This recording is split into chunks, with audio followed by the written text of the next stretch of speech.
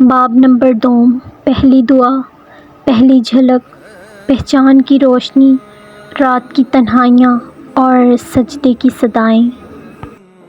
مہک فاطمہ جب تھوڑی سی بڑی ہوئی تو لوگوں کی، ماں کی سختیاں، باپ کی سردی، بہنوں کی جلن اور بھائی کے تماشوں سے اس کا دل ٹوٹنے لگا، مگر وہ دوسروں کی طرح چیخی نہیں، بولی نہیں۔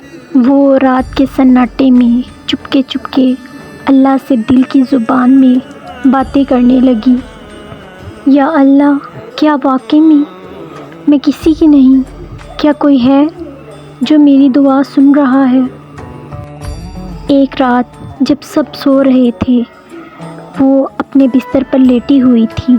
اس نے آنکھیں بند کیں اور دل میں صرف اتنا کہا، یا اللہ، اگر کوئی میرا ہے تو اس کا چہرہ میرے دل میں اتار دے۔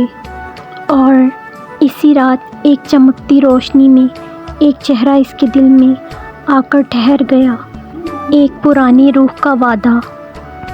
شاہزین اس وقت کسی اور شہر میں تھا، اپنی زندگی میں الجھا ہوا۔ وہ خود بھی نہیں جانتا تھا اس کی روح کے اندر کسی کا درد چھپا ہوا ہے۔ وہ اکثر بے وجہ اداس رہتا، غصہ کرتا، تنہا بیٹھ جاتا، مگر جب وہ تنہا ہوتا، اسے ایک نامعلوم عورت کی آواز محسوس ہوتی، جیسے کوئی بہت دیر سے پکار رہا ہو۔ روحانی حقیقت۔ ان کی روحیں ازل میں اکٹھی تھیں، ان کے بیچ ایک روحانی میثاق ہوا تھا جو دنیا والوں کو نظر نہ آیا تھا، مگر آسمان کی کتابوں میں درج تھا۔ نورہ بی بی اس رات کے بعد بدلی سی لگنے لگی۔ اب اس کے سجدوں میں رو رو کر مانگی گئی دعائیں صرف ایک ہی نام پر ختم ہوتی تھیں، یا اللہ، شاہزین اگر میری روح کا ساتھی ہے تو مجھے اس تک لے جا۔ پہلی جھلک، پہلی لرزش۔ ایک دن سوشل میڈیا پر شاہزین کا نام سامنے آیا۔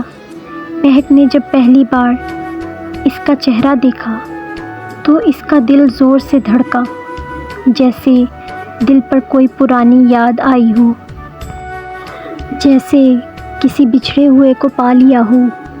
یہ وہی ہے جو میری دعاؤں میں آتا تھا، وہ بولی، اور اس کی آنکھوں سے بے اختیار آنسو بہنے لگے۔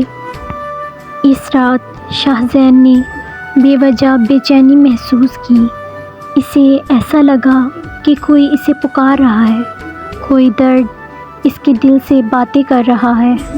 اس نے آسمان کی طرف دیکھا اور دل میں کچھ کہا، کاش کوئی ہو جو مجھے سمجھے، مگر وہ نہیں جانتا تھا کسی گاؤں کی ایک تنہا لڑکی چپکے سے اسی کے لیے سجدوں میں رو رہی ہے۔ روحانی حقیقت۔ آسمان پر لکھا جا چکا تھا، نورہ بی بی اور شاہزین ایک دوسرے کے لیے بھیجے گئے ہیں۔ ان کے بیچ دوری، تکلیف، دشمنی، دنیا کی سازشیں آئیں گی، مگر آخر کار یہ روحیں ایک ہو کر محبت کو زندہ کریں گی۔